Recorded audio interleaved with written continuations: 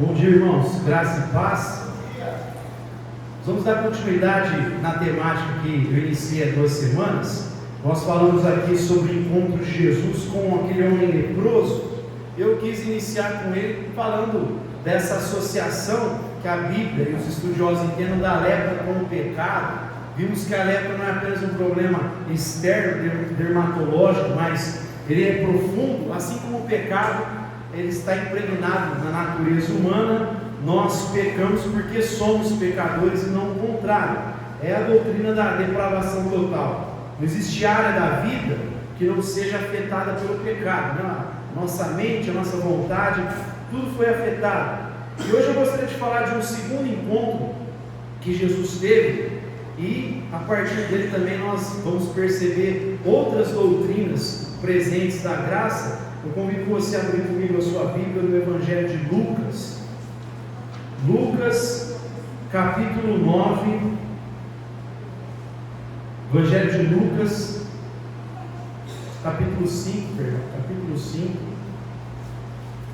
Evangelho de Lucas, capítulo 5.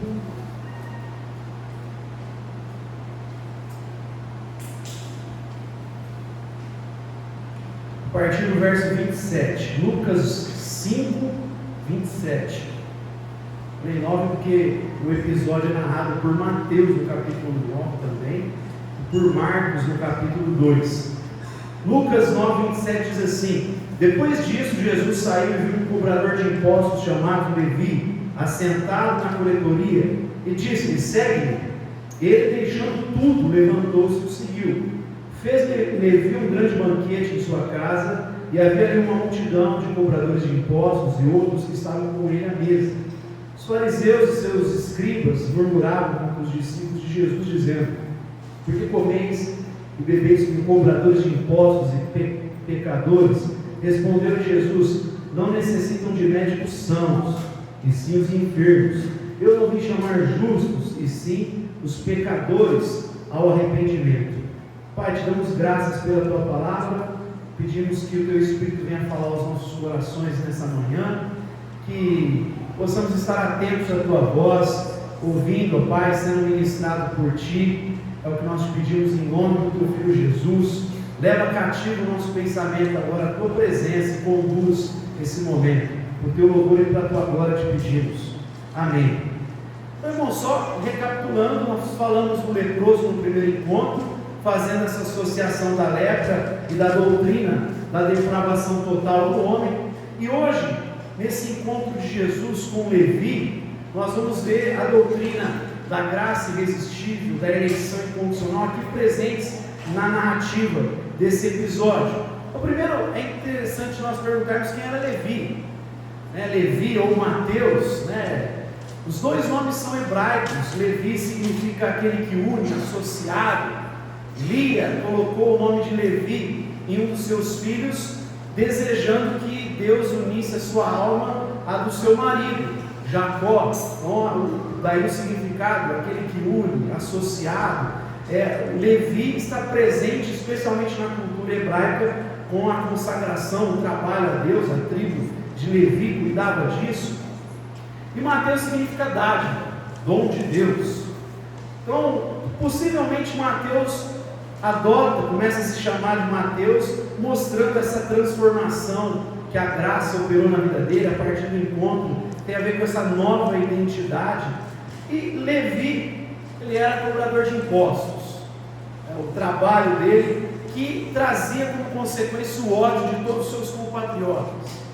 Levi, ele trabalhava para Roma, extorquindo o seu próprio povo, porque eles não tiravam apenas o imposto devido, geralmente arrancavam mais do que o hebreu deveria pagar. Então o povo hebreu odiava todos os cobradores de impostos.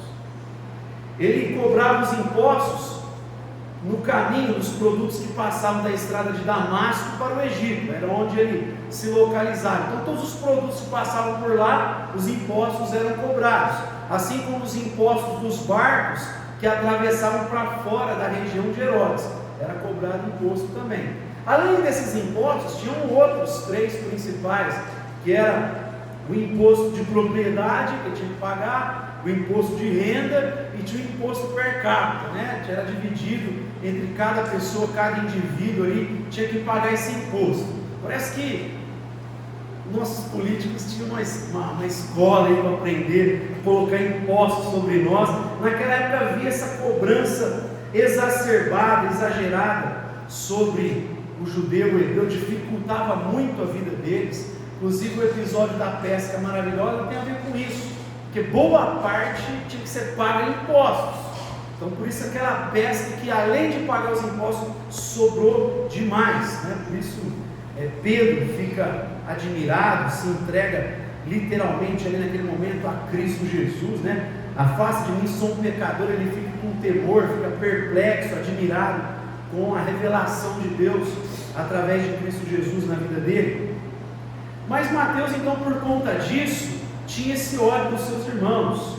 Para vocês terem uma ideia, os cobradores de impostos, eles eram associados aos ladrões, mentirosos e assassinos.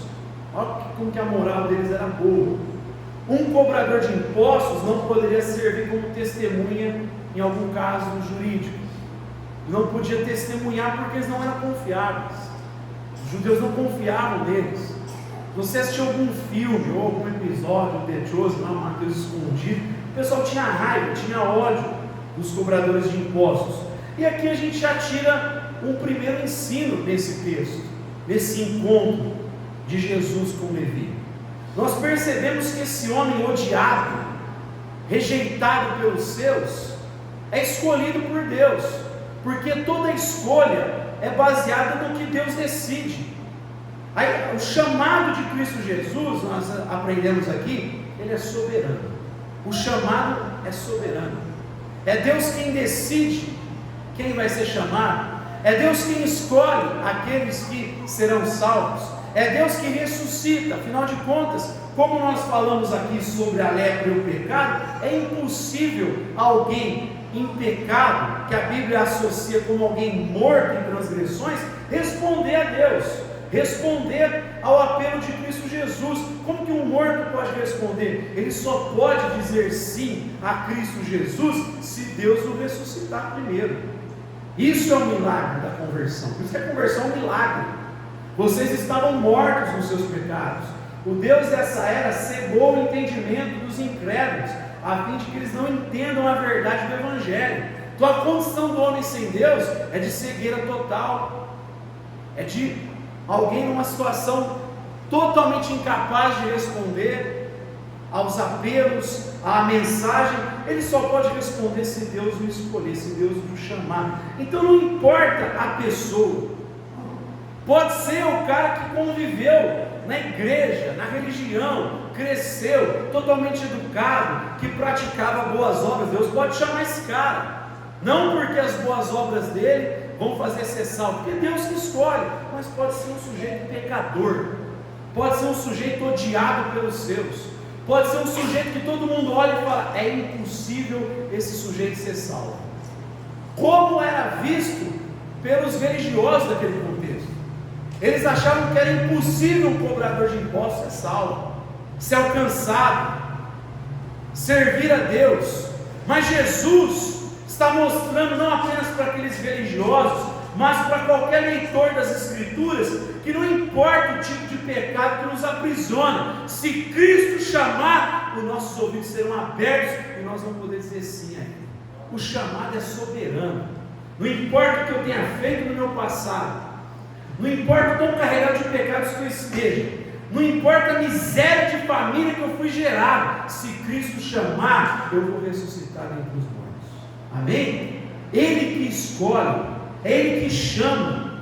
Então não importa se ele era tratado como mentiroso, se ele era equiparado a ladrão, se ele era equiparado a assassino, se ninguém confiava nele, Cristo chamou Levi na coletoria de impostos, para mostrar que o Evangelho é graça, para mostrar que tudo tem a ver com uma decisão divina, como diz Romanos, antes dos gêmeos no ventre fazer qualquer coisa, Deus diz, amei Jacó e rejeitei Esaú. Qual foi a performance dos dois para serem aceitos? Nada, Deus escolheu, é soberania divina. Como nós já meditamos aqui, o capítulo 9 de Romanos, a base dele tem a ver com a glória de Deus, tem a ver com a soberania de Deus. Romanos 9 começa com uma palavra de louvor a Deus e termina lá no capítulo 11, está falando a mesma coisa, com outra palavra de louvor a Deus, para mostrar para nós que a vida não tem a ver comigo nem com você, tem a ver com a glória de Deus, não é com a glória do homem. O mundo não gira ao meu redor, o mundo tem a ver com a glória de Deus, com os propósitos de Deus, e a criatura de Deus diz sim para Ele. E Paulo faz tudo isso para mostrar que tudo, a salvação é baseada na graça, porque tem a ver com o chamado dele. Por isso que ele diz que não importa se o sujeito é da etnia de Israel, porque tem a ver com o chamado de Deus. E aí a igreja se torna Israel de Deus porque ela foi chamada por Deus. A base é o chamado, Paulo vai dizer em Romanos. E a mesma coisa que a gente está vendo aqui.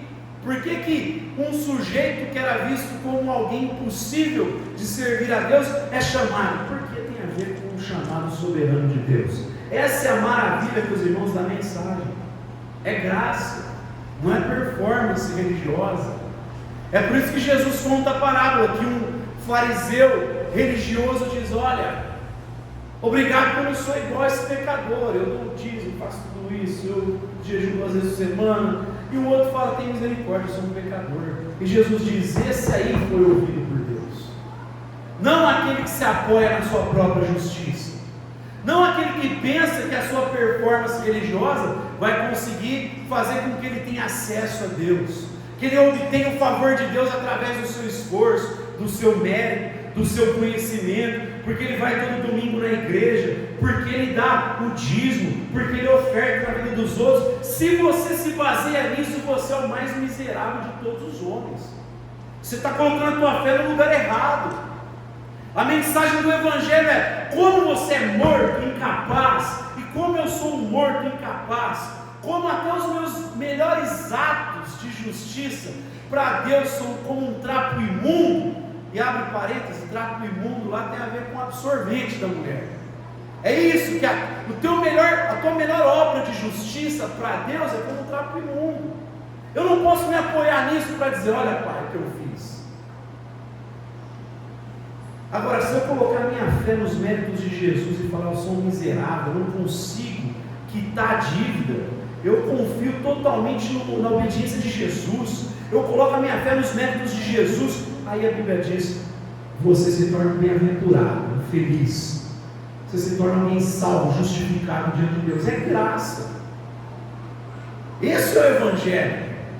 Diferente da religião de Caim, que quer trazer os frutos do seu esforço, da produção da terra, o Evangelho tem a ver com Abel. Ele mata um animal para dizer: eu preciso de um substituto, eu sou incapaz, o sangue precisa ser derramado para que eu possa ser justificado e aceito. O que Abel faz é apontar pela fé no sacrifício de Cristo. Por isso que no Antigo, como agora, todo mundo é salvo pela graça, ninguém por esforço.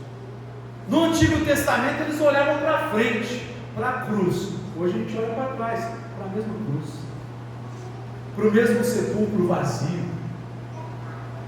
Por isso que o escritor de Hebreus vai dizer que pela fé Abel apresentou um sacrifício superior ao de Caim, porque foi pela fé, foi feito como alguém que reconhece a sua miséria, a dependência de Deus, a necessidade de um substituto. A mesma coisa a gente vê no episódio de Abraão e Isaac, quando vem o cordeiro, ele fala: Deus enviará a provisão, apontando para Cristo. Em todo o tempo esses homens estão confiando em Deus, é pela fé. Essa é a mensagem do Evangelho, é graça. Então a primeira coisa, o chamado, meus irmãos, é soberano, não depende de nós, não depende de Mateus, de Levi, nem dos religiosos, é Deus quem chama. Por isso Jesus: obrigado, Pai, foi do teu agrado chamar os pequeninos, se revela para essa gente pequena, não para poderoso, não para fariseu religioso, para os pequeninos, para esses que reconheceram a sua miséria, foi do teu agrado chamá-los.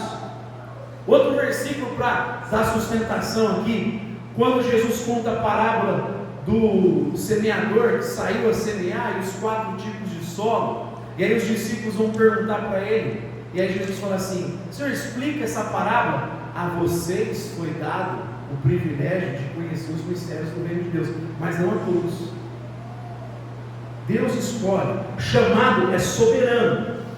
Então a gente vê que a eleição, essa escolha, depende de Deus. É incondicional. Deus chamou o sujeito que vai viver para a glória dele. Segunda coisa, a gente vê que o chamado é eficaz. Você percebeu que Jesus passa por Mateus e fala: segue-me? Não é um convite. Ô Mateus, se você estiver disposto, meu amigo.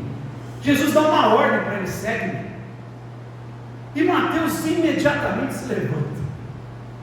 Está mostrando que quando Deus chama, o chamado dele é eficaz. Opera na vida do sujeito, ele desperta. Jesus chamou esse homem: segue-me. E na hora, Mateus levanta, não titubeia. Ele atende de prontidão o chamado de Jesus. É assim, meus irmãos, se Cristo chamar, não tem nada que possa barrar. Não tem pecado, não tem diabo, não tem cultura familiar, não tem cultura, contexto social que impede. Se Cristo chamar, o sujeito ouve. Pode ser um sujeito perverso como o rei Manassés, que mandou matar 2 filhos, sacrificou a deuses falsos, que trouxe idolatria para a nação, foi levado como prisioneiro. Na prisão, esse sujeito perverso se arrependeu. Deus chamou. Acabou, não tem pecado, tem prisão, chamou. O coração dele renasceu. Deus deu um novo coração para aquele homem. Se Cristo chamar, o Lázaro sai do sepulcro. Senhor, faz 4 dias, não importa. Lázaro, venha para fora. E o sujeito sai do sepulcro. Se Cristo der a ordem, o paralítico levanta e começa a andar. Isso que o Evangelho mostra. Jesus, para aquele homem, 40 anos, quase 38. Você quer ser curado? Eu te digo, levanta, pega a tua maca e sai, anda. Imediatamente, um milagre acontece nas pernas daquele homem e começa a caminhar. Ele entra pulando no templo de alegria. Não tem o que. Pode ser uma tempestade, Jesus diz: basta, aí se faz completa bonança. É Jesus falando. Se Jesus chamar, não tem coração que possa resistir, meus irmãos. O chamado de Cristo é eficaz.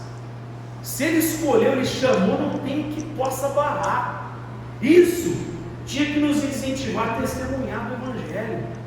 Porque às vezes a gente olha o sujeito e fala: ah, cara, é difícil esse cara aí. Pô, está aprisionado por ideologia, por um monte de problema. Se Cristo chamar, não tem que barrar. A gente tem que pregar o Evangelho. A fé vem pelo ouvir. Eu tenho que pregar o Evangelho. Se for um filho de Deus, ele vai se despertar. E se não for, você realizou a obra de Deus do mesmo jeito. Porque Deus se revela ou com graça, ou com ira, com juízo. Não é assim que diz o Evangelho? Deus não se revela só com graça, com misericórdia. Ele se revela também com juízo. E louvado seja o nome dele. Porque não há injustiça alguma, porque a Bíblia diz que todo mundo já estava na perdição, no inferno. Aí da mesma massa, o texto diz que ele resolveu fazer alguns vasos de honra. Não é que ele pegou uns e decidiu: esse aqui é vaso de desonra, e criou vaso. Não, a mesma massa perdida, Paulo diz em Romanos 9, que ele decidiu pegar alguns e fazer vasos de honra. Ele escolheu alguns. Então a gente tem que pregar o Evangelho. Temos que ser fiel. Nosso papel, eu vejo alguns cristãos achando que o nosso papel é trazer gente. Esses dias eu estava vendo um vídeo, o sujeito falando isso, que nosso papel é pregar o Evangelho, anunciar, independente de como as pessoas vão responder, né? Essa mesma doutrina. Deus vai manifestar graça ou ira. E aí você lia nos comentários e falou assim: desse jeito é fácil ser evangelista. Porque provavelmente ele foi ensinado totalmente errado o papel de um evangelista. Deus não chamou ninguém aqui para ganhar pessoas na marra. Deus não prometeu que a gente vai ganhar vidas. Ele disse para a gente pregar o Evangelho. Prega o Evangelho a toda criatura. O teu papel e o meu papel é jogar semente. Eu não sei quem Deus vai chamar. Eu jogo a semente. Parte da semente, as pessoas vão ficar alegres. Depois o diabo rouba a palavra. Outras pessoas vão receber bem, não dá um tempo. Mas na hora que vier aprovação, crise financeira, doença, perda, essas pessoas se afastam. Existem outros que a gente começa a perceber algo diferente. A árvore começa a crescer, a planta, só que eles são sufocados pela vaidade da vida. começa a olhar a ostentação, começa a olhar para bens financeiros, para todas as vaidades e se perdem nisso. Começam a idolatrar as coisas temporárias e se perdem nisso.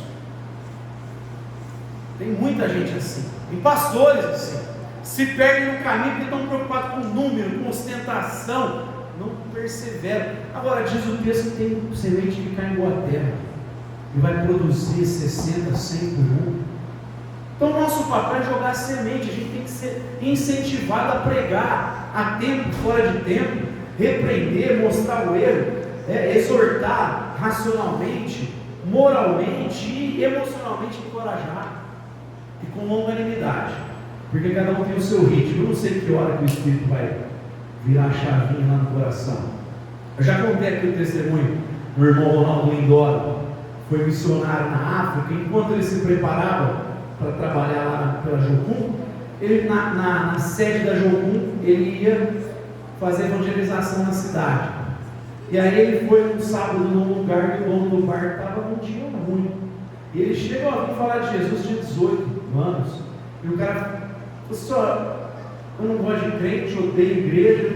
E aí ele ficou todo desconcertado. E o dono do bar ficou com dó dele, falou: menino, você é novo, desculpa. Faz assim, você me pegou num dia ruim, qualquer dia que você quiser vir falar de Jesus, pode, eu te escuto. No outro sábado o Ronaldo voltou, falou: você falou que qualquer dia eu podia voltar, então eu vim falar de Jesus. Pregou para aquele cara. Aí passando outra semana, outro sábado, vim falar de Jesus, e pregou mais uma vez, e acabou criando uma amizade com aquele dono do bar. Tipo, lá na 7ª vez ele pregava as mesmas coisas, o mesmo texto, o mesmo versículo. O dono do bar já estava brincando com ele: Ronaldo, você está meio tenso, você quer que eu me evangelize hoje no seu lugar? Você quer que eu faça com apelo ou sem apelo a mensagem? Eu brincava com ele. E nessa brincadeira, nesse processo, pregando o mesmo texto, lá pela 11ª vez ele acaba de pregar e aquele homem começa a chorar copiosamente. Chora, confessa os seus pecados, se rende a Cristo Jesus. E aí o Ronaldo voltou para a sede da Jocum pensando: preguei a mesma coisa 11 vezes. Ele já sabia os versículos que ele ia usar. O que aconteceu diferente? Porque naquele dia, meu irmão, o Espírito virou a chavinha. Naquele dia o Espírito chamou, e o chamado é eficaz. Amém? Seja um incentivo para nós na pregação do Evangelho. Último, o chamado é incomparável. O chamado é soberano, o chamado é eficaz, a graça é irresistível, mas o chamado também é incomparável. Mateus, não sei se você percebeu aqui, o texto fala: Mateus deixou tudo e o seguiu. Não apenas levantou de imediato, Mateus deixou tudo. Eu sei que às vezes a gente lê lá Pedro deixar os barcos, só que os pescadores poderiam retomar a atividade se quisessem. Pedro poderia voltar, tanto que quando Jesus é crucificado, antes de aparecer para Pedro, ele volta, está lá no barco. A profissão de Mateus, ele não poderia voltar para ela. E a profissão de Mateus trazia muito recurso. Ele era o mais rico dos discípulos. Ele tinha muito recurso financeiro. Tinha uma vida muito boa. Então não tinha meio termo, não tem como deixar e voltar. Não, ele deixou tudo ali. Foi uma coisa chamada eficaz. Ele abandonou tudo naquele momento. Ele abandonou todas as suas riquezas, toda a possibilidade de ganho naquele momento. A gente vê um outro personagem que é Zaqueu. Olha, Senhor, eu estou dando metade dos meus bens aos pobres, e se eu fiz o mal para alguém, prejudiquei, eu vou restituir 4 vezes mais. É alguém que se encontrou com a graça, porque o chamado de Cristo, ele não tem algo mais valioso do que isso. Não tem algo mais valioso do que ser chamado por Cristo, do que receber a graça, a salvação de Deus. Nada se compara ao privilégio da gente ouvir: venha, meu filho, vinde benditos do meu Pai, entrai no reino que Ele preparou para vocês antes da fundação do mundo. O que se compara a isso? Como aquele cântico que a gente entrou aqui: fui convidado à mesa, deixei minhas tristezas, não é, agora fugiu. Não mereci estar aqui, comigo trouxe amigos doentes e feridos, Gente que escutou esse chamado e aceitou, e é tão bom saber que há lugar aqui. Aí ele fala da casa do Pai. O que tem de mais valioso que sentar na mesa com Abraão, Isaac e Jacó, meus irmãos? O que se compara? A gente vê às vezes os jogadores da seleção, essa geração está até desespero de jogar, mas todos os jogadores fazem um privilégio ser convocado pela seleção brasileira, e olha, é a maior glória para eles. Você pergunta qual foi ser convocado pela seleção brasileira. A gente tem que olhar como, para nós, o supra-sumo da felicidade, meus irmãos. Como eu já ensinei aqui, o supra-sumo da felicidade na Escritura é temer a Deus, ter uma família e desfrutar do trabalho das suas mãos. A Bíblia fala isso. Gênesis fala isso no Salmo 128, fala isso em Eclesiastes. Mas a base de tudo é Deus, porque a felicidade tem a ver com o sentido da vida, com a razão da existência. Deus criou o mundo, e a mesma expressão, quando ele disse Deus haja luz, é quando ele diz ao homem e à mulher: sejam férteis, multipliquem-se, dominai a terra. Ou seja, ele está dando a base para você ser feliz. Ser feliz, ele está debaixo da instrução divina. Em Cristo encontra sentido. Como diz certo pregador, como é possível lidar com alguém que se entregou totalmente a você, sem se entregar totalmente a Ele? Alguém que entregou tudo para nós, literalmente entregou a própria vida para nós. Por que eu não vou me entregar por completo a Ele? O discípulo entrega cada parte do seu ser, da sua vida. A razão é para a glória de Deus, a vontade, a força, sentimentos. Eu sirvo a Deus com recursos, com tudo. Ou a gente serve completamente, ou a gente não serve direito. É tudo, é sacrifício totalmente queimado. Rogo-vos, pelas misericórdias de Deus, que apresentei os vossos corpos como sacrifício vivo, santo e agradável a Deus, porque esse é o vosso culto racional, diz Paulo em Romanos 12:1. Então, meus irmãos, a gente vê aqui nesse chamado de Mateus Levi, que o chamado ele é soberano, é Deus quem escolhe, por isso é graça. O chamado é eficaz, se ele chamar não tem como, o morto escuta, levanta, o paralítico passa a andar, a tempestade para, e o coração duro quebra para responder a palavra dele. E o chamado é incomparável, nada tem mais valor do que servir a Deus, nada é mais valioso do que andar com Deus. E, meus irmãos, o texto termina falando de banquete, baseado nesse sentido que Mateus encontrou na vida. Ele fez um banquete para celebrar. Aí ele chama outros amigos pecadores como ele.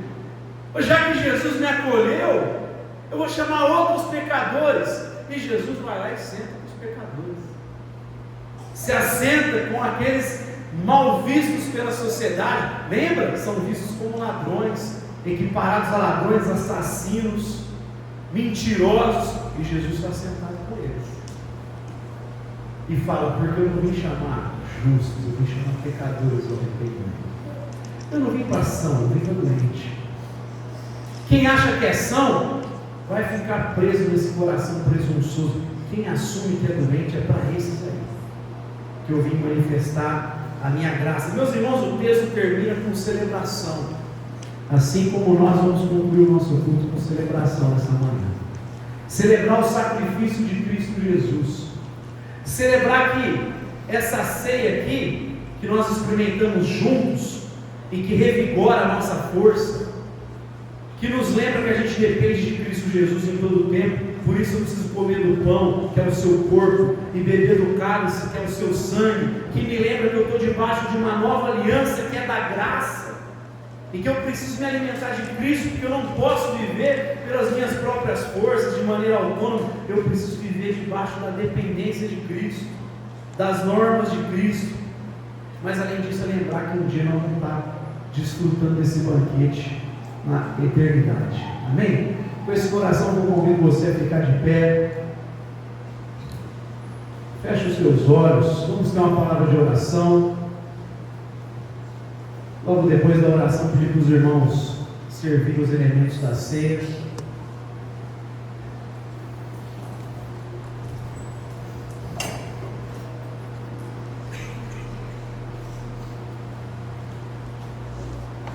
Te damos graças, Pai,